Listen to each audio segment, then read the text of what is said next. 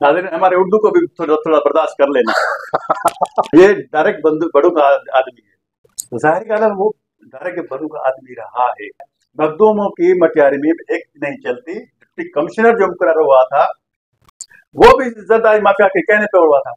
अब जो हुकूमत इस वक्त चल रही है वो दो तीन वज़रा हैं उनके हाथ में है, वो जैसे चलाएं। खुद वज़ीर आला की खुद की नहीं चल रही सूरत मुसलसल बदअमनी बढ़ा रहे हैं, क्योंकि ऐसा जवाब पैदा किया जाए कि सिविल हुकूमत नाकाम हो चुकी है, पुलिस हमारी नाकाम हो चुकी है, हमें आर्मी चाहिए।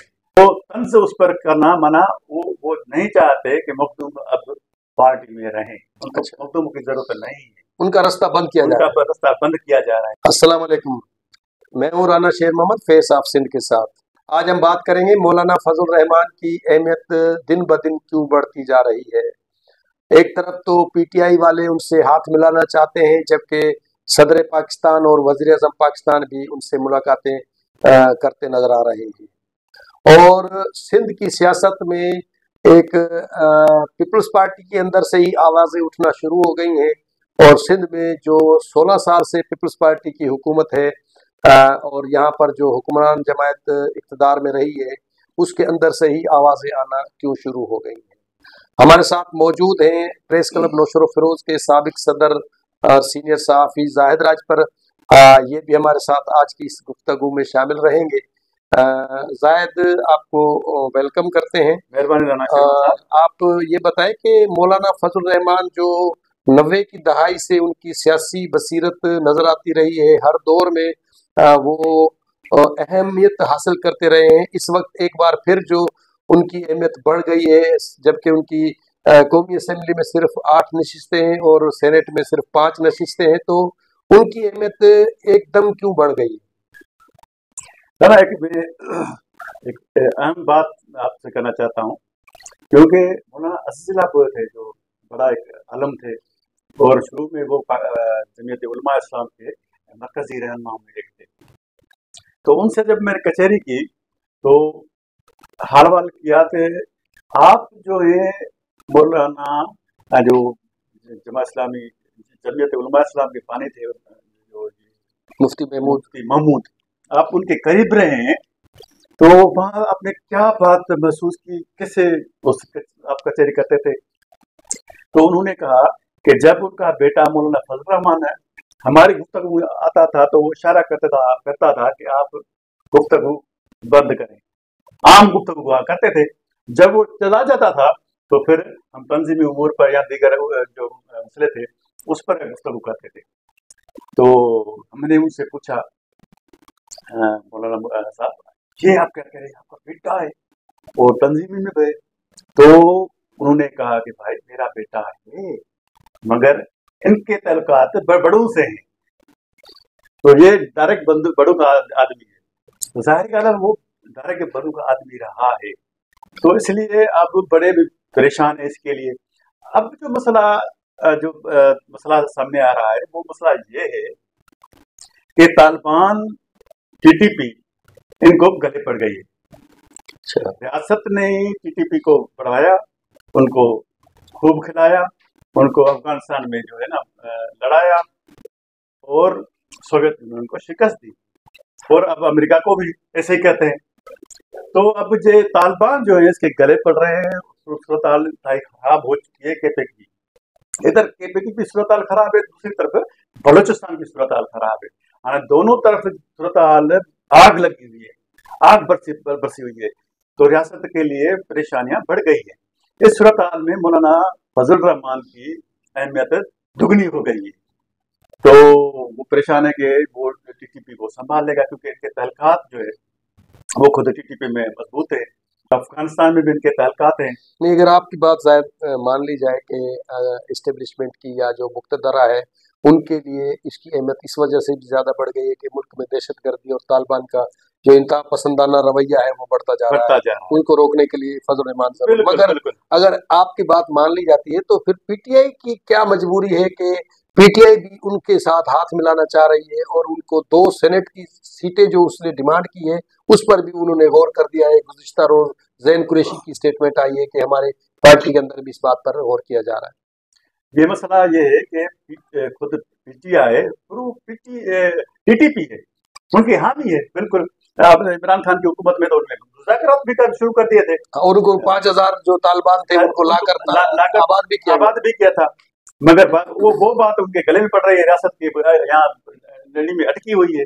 तो ये सूरत हाल जब देखने में आ रही है तो रियासत जो चाहती है कि हम मजबूत हों, किसी भी सूरत में इमरान खान की तरफ भी उनका थोड़ा हल्का हाथ है, दिखा ये रहे हैं कि हम इमरान खान को ये कर देंगे, ये कर देंगे, ये कर देंगे, मगर ये कर नहीं सकते। अच्छा, मेरा तजिया ज़ाहिर इसमें ये कहता है कि इस वक्त जो मौलाना फजल रहमान की अहमियत बढ़ रही है, उसकी वजह एक ये है कि पार्लियामेंट में 2/3 अक्सरियत आईनी तरमीम के लिए चाहिए। जब आईनी तरमीम में 224 वोट आपको दरकार है तो आपके पास सिर्फ 212 या 13 वोट्स हैं, तो 8 वोट जो है वो मौलाना फजल रहमान के इतने अहम हो गए हैं कि उनकी वजह से 2/3 अक्सरियत इम्कानात है कि हुकूमत हासिल करने में कामयाब हो जाएगी। तो इस वजह से भी हुक्मरान इत्तेहाद उनके पास बार बार जा रहा है। दूसरी जानिब स्टेट पावर जो है वो इस वक्त अगर देखा जाए तो पूरे मुल्क में जमीयत उलमा इस्लाम के पास है, पीटीआई के पास वो स्टेट पावर नहीं है जो मौलाना फजल रहमान के पास है। मगर मौलाना फजल रहमान क्यों नहीं इस्तेमाल कर रहा? हाँ, तो मौलाना फजल रहमान के साथ वो भी इसी वजह से हाथ मिलाना चाह रहे हैं। अगर हुकूमत के खिलाफ कोई अपोजिशन बड़ी कोई तहरीक चलाती है तो उसमें मौलाना फजल रहमान के जो कारकुनान है वो उनको ईंधन के तौर पर इस्तेमाल करेंगे। ये बात बिल्कुल दुरुस्त है कि उसके पास बहुत स्ट्रीट पावर है, मगर अब तक वो स्ट्रीट पावर इस्तेमाल क्यों नहीं कर रहा, ये बड़ा सवाल है। क्योंकि वो रियासत नहीं चाहती कि वो अब इस सूरत हाल में वो स्ट्रीट पावर इस्तेमाल करे। मैंने कहा पहले ही आपको बात कही थी कि ये बड़ों का आदमी बड़े जिसको चाहेंगे। अब वो परेशान जरूर है, मौलाना फजल रहमान साहब परेशान जरूर है इस इलेक्शन की वजह से। जो इलेक्शन के नताइज थे वो उनके फेवर में नहीं थे, मगर बड़े जो हैं वो उनको छोड़ना भी नहीं चाहते, मुझे स्पेस देना भी चाहते हैं। तो इस सूरत हाल में जब टीटीपी का असर बढ़ रहा है, मंजूर पश्तून वालों की सूरत हाल भी खराब है, अपने बरतान की सूरत हाल देखी तो लोग में बहुत सारा गुस्सा पड़ रहा है इस रियासत के खिलाफ, जो मलाइकों के खिलाफ, उसको जगा करने के लिए ये सूरत हाल कर रहे हैं। ये भी जरूरी है कि कानून साजी में मौलाना का असर भी इस्तेमाल हो सकता है, उनकी सीटें भी जो है असरअंदाज हो सकती हैं, मगर ये वो उसकी हिमायत कर सकता है। मतलब आपका कहना है मौलाना फजल रहमान इसकी हिमायत कर सकता है। जब बड़े चाहेंगे तो वो हिमायत भी करेगा, बड़े नहीं चाहेंगे तो नहीं करेगा। और मौलाना फजल रहमान के पास अगर पीटीआई का वफद मिलता है तो उनके सामने भी वो यही ऑप्शन रखता है कि मैं अपने दोस्तों से मुशावरत करके आपको जवाब दूंगा, जबकि आसिफ अली जरदारी जो बंदूक का तोहफा भी देकर अभी मौलाना फजल रहमान को आया है, तो उसके लिए भी यही है कि भाई मैं अपने दोस्तों से मुशावरत करके आपको जहाँ पर रियासत चाहती है, सियासतदान चाहते हैं कि अमन हो, और वो बंदूक का तोहफा देकर जाता है, क्या मैसेज क्या देना चाहता है, से जो क्या पैगाम देना चाहता है? बहुत से सहाफती हलकों में इस बात पर बहुत सी बातें होती नजर आ रही हैं कि ये इसकी मंतक जो है आज तक बहुत से सहाफियों को भी समझ में नहीं आई कि बंदूक का तोहफा देना और इस ऐसे वक्त में देना जब मुल्क में दहशतगर्दी बढ़ रही है, तो उस वक्त बंदूक का तोहफा देने की क्या मंतक है? इसका मैसेज बिल्कुल गलत जा रहा है। ये बंदूक बड़े बेटे हैं, उनको क्या कर सकते हैं, हमारी बात वहां तो चलेगी नहीं। तो वो जो मैसेज देते हैं ना वो पॉजिटिव होना चाहिए, अमन की कोई इलामत उनको देनी चाहिए थी इस सूरत हाल में, मगर उसने नहीं दिया, उसने बंदूक दी। तो खुद कहता है जाओ और बदअमनी पैदा करो, इसका मतलब ये सियासतदान जो है उनकी सोच जो है इंतहाई महदूद सोच है, वो सिर्फ अपने लिए सोचते हैं, मुल्क के लिए, लोगों के लिए सोचते नहीं है। तो इसलिए वो अपने मफाद को तरजीह देते हैं, अपने मफाद की खातिर वो मुल्क को भी कुर्बान कर देंगे, अवाम को भी कुर्बान कर देंगे। ये मैसेज क्या देंगे? सही। अच्छा, अब मौलाना फजल रहमान की जो अहमियत दिन ब दिन बढ़ती जा रही है उसको किसी भी सूरत में नजरअंदाज नहीं किया जा रहा। हुकूमत या अपोजिशन दोनों की दोनों तरफ से उनकी तरफ अहमियत बढ़ गई है, दोनों की दोनों चाह रहे हैं कि वो हमारे साथ मिल जाए। अब देखते हैं कि वो मौलाना फजल रहमान क्या फैसला करते हैं, इसके लिए तो हमें इंतजार करना पड़ेगा। दूसरी हमारे पास सिंध की जो सियासत है उसमें 16 साल से एक ही जमायत बरसरे इक़्तिदार होती आ रही है। अब उसकी जमायत के अंदर से ही आवाजें उठना शुरू हो गई हैं। रूहानी पेशवा हैं मखदूम जमील उज़्ज़मा जो सरवरी जमायत के भी सरबराह हैं, तो उनकी जो अब आवाज है वो उन्होंने 2 माह पहले चीफ ऑफ आर्मी स्टाफ से मुतालबा करते हुए कहा कि सिंध में जो अमन अमान की सूरत हाल है उसमें फौज को बुलाकर उस पर कंट्रोल किया जाए, और पंजाब में पीपल्स पार्टी क्यों खत्म हो रही है, पीपल्स पार्टी के अंदर रहकर पीपल्स पार्टी पर वो तनकीद राना कर रहे मैं हैं। और आपकी बात मानता हूँ। ये देखो ना, सिंध में सूरत हाल सियासी पार्टी की हुकूमत लगती नहीं है, ये माफियाज की हुकूमत है। माफियाज में जो मखदूम खानदान है वो शहीद साल लोग हैं, उनको एक दीवार से लगा दिया गया है। आप देखें जो मोटरवे बन रहा था तो बड़ा स्कैंडल शोर फरोज में हुआ, मटियारी में हुआ। मटियारी के जो सूरत हाल थी वो इल्जाम उन पे मखदूमी पे आ रहे थे, मगर था कौन वो सबको पता है। आलम आश्कार बात है उसमें मुलव्वस कौन था, मगर इल्जाम मखदूमों पर दिया गया। मखदूमों की मटियारी में एक नहीं चलती। डिप्टी कमिश्नर जो मुकर्रर हुआ था वो भी जरदारी माफिया के कहने पे हुआ था। अब जो हुकूमत इस वक्त चल रही है वो 2-3 वज़रा हैं उनके हाथ में है, वो जैसे चलाएं। खुद वज़ीर आला की खुद की नहीं चल रही सूरत हाल, वज़ीर आला की कोई बात आगे नहीं चल रही, वज़ीर आला बेबस हो गया है। तो इस सूरत हाल में जब माफियाज की हुकूमत होती है तो वक्त एक जैसा नहीं रहता।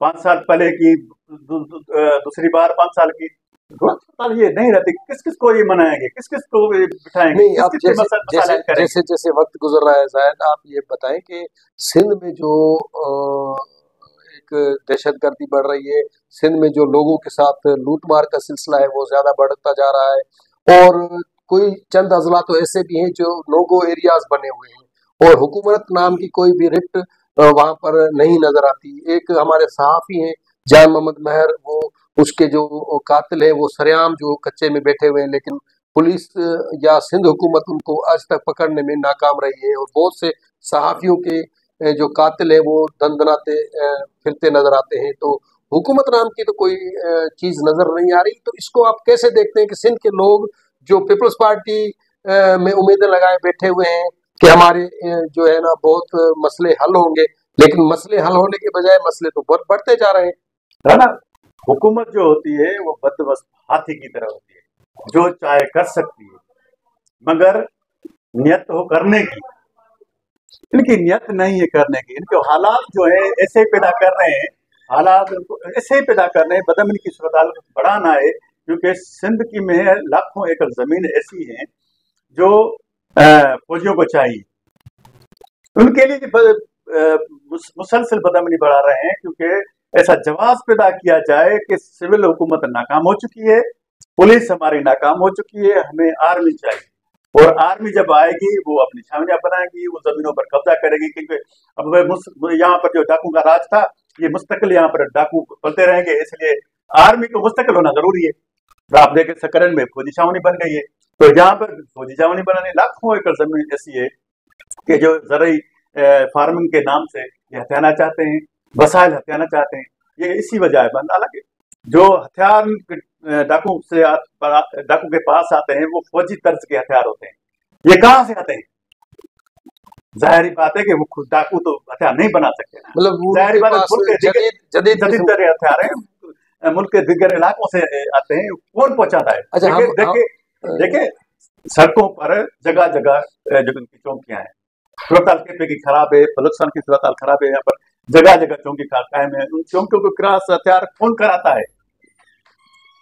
हाँ, जरूर इंतजाम ये बड़ा सवाल है। जाहिर गल है, जो रियासत है, अहम जो मामला है उन पर इनका ही हाथ होता है। इनके हाथ के सिवा यहाँ पर बढ़िया जो है ना पर नहीं मार सकती। ठीक है, ये बात आपकी मैं मानता हूँ कि सिंध में जो वसाइल हैं उसके ऊपर नजरें हैं, और उनको ही जो है ना हाथ डालने के लिए ये बातें हो रही है। लेकिन मैं जो मेरा जो सवाल था उसके आपने उसके ऊपर ज्यादा फोकस नहीं किया कि मखदूम जमीलुज़्ज़मा जो है वो क्यों अब इस वक्त उसकी आवाज जो है वो ऐसे अपोजिशन की आवाज की तरह उभर रही है, और उसके लिए गुज़िश्ता रोज जो है सूबाई वजीर कानून और वजीर दाखिला जो है ज़ियाउल हसन लंजार, उन्होंने ये स्टेटमेंट दी है कल के तंज किया है कि आप जाकर शायरी करें और सियासत छोड़ दें और आप शायरी करें। इसको आप किस एंगल से देखते हैं? ज़ियाउल हसन लंजार की अहमियत जो है इस हुकूमत में सबसे ज्यादा बढ़ गई, ठीक है ना।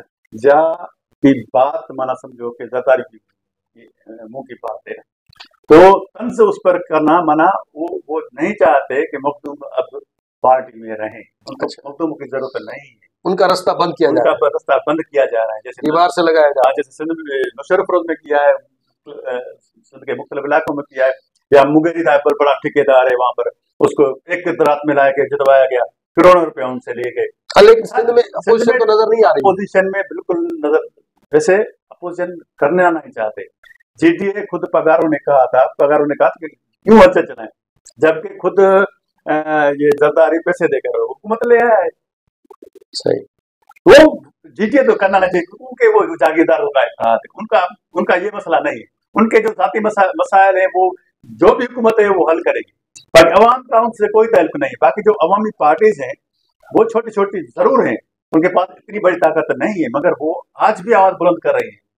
आज भी जो सारे सिंध में मुजाहरे हो रहे हैं, आप देखें कानून जहर का जो मसला था, इस पर से देखें किस बड़ी पार्टी ने जो तहरीक कराई, किसी ने, मगर जो छोटी छोटी पार्टीज हैं, लोगों का जो आवाज था, सोशल मीडिया का आवाज था, वो इतना बढ़ गया है कि हुकूमत बार बार सोच पर अब सोचने की काबिल भी नहीं रही है कि कानून जहर पर कोई हाथ उठाए, अब मजबूर है कि वो हाथ उठा रहे हैं। ठीक है, ये बड़ी अपोजिशन है। सही, ये सबसे बड़ी अपोजिशन ये है।